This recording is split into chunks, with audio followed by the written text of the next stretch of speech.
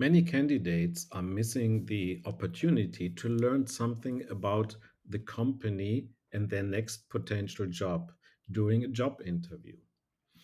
When it comes to job interviews, the most common questions include: what are the expected working hours? What is the salary and the benefits package? What is the work location? Can I work remotely? Very important question these days. Or do you offer any training? In fact, training and personal growth and professional growth is one of the most important motivational factors in job satisfaction. But these questions stay often at the surface and focus on the immediate benefits or logistical aspects of the role, rather than deeper and systemic insights, which could help you understand if this job role is actually a really good fit for you in the long run. The reasons why a job does not work out are often not related to these practical or logistical aspects. More often, it is about the mismatch of expectations and the reality, or especially on the relationship level, that there are difficulties between this group and another group, or with management, or the job does not come with the key aspects to actually get the work done in the first place. To avoid frustration in the honeymoon period of a new job or even before, and especially in the long run, I suggest to focus on questions which give you the opportunity to surface systemic insights. And here are five dimensions that I would recommend you explore: responsibilities, resources, authorities, relationships, and purpose. So let's dive into each one of these, and I will give you a short question that you could ask in order to trigger this aspect and learn more about this. So, when it comes to responsibilities, it is important to be clear about what is expected from you and what is expected from your working group that you are working in or you're working with.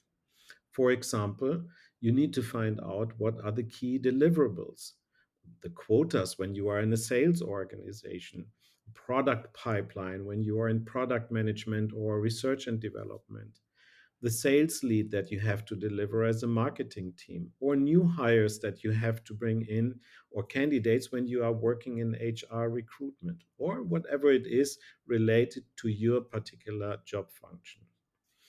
The key question here you could ask in order to surface the insight is: what is this job role expected to deliver? Ideally, you would get an answer that is already going into the direction of a SMART goal. But it is often sufficient to ask a very simple question and then let the job interviewers expand a little bit more, and then you can pay attention. So if you are asking these questions, you are in the leader position, and then you can listen and be aware of what you perceive. The second topic is about resources and budgets. You should find out about the environment that this position or the group is positioned in and the means which are at your disposal.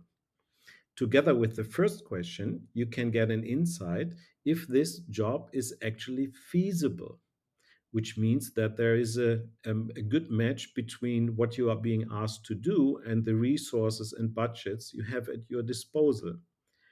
And this should inform your attitude by coming to a conclusion: yes, I can do this, or no, this is not possible.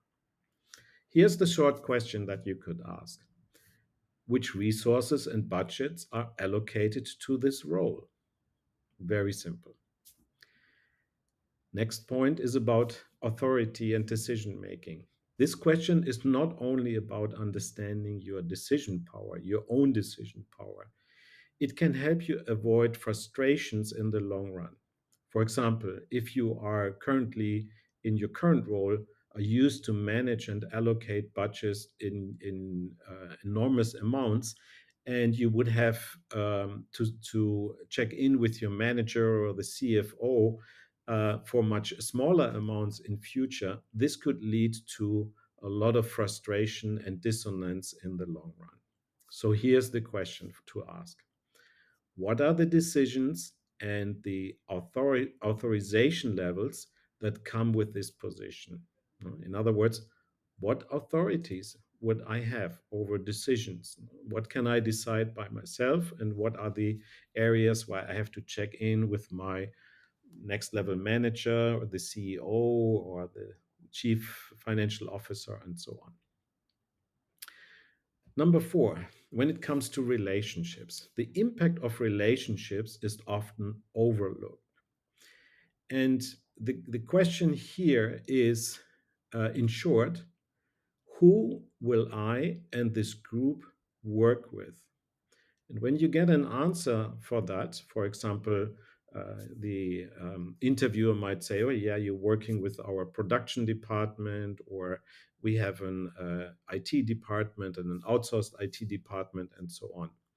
Then you should ask the follow up question, very simple, by asking, how would you characterize the current relationships between this group and that department?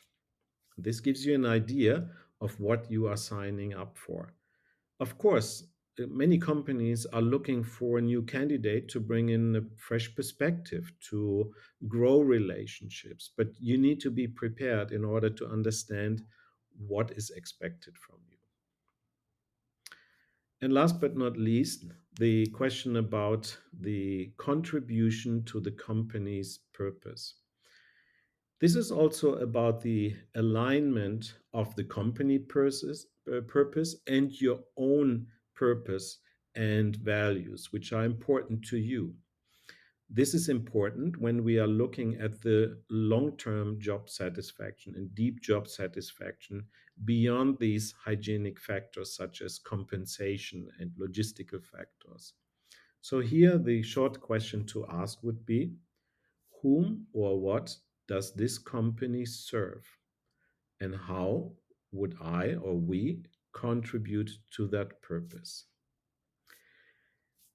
These questions delve a little bit deeper into the systemic aspects of the job role and organization, and it can provide you valuable insights before you sign up or before you go into the second round of interviews in an organization. So I would encourage you to check this out and let me know how it works for you. Follow for more and subscribe to the podcast. Good luck.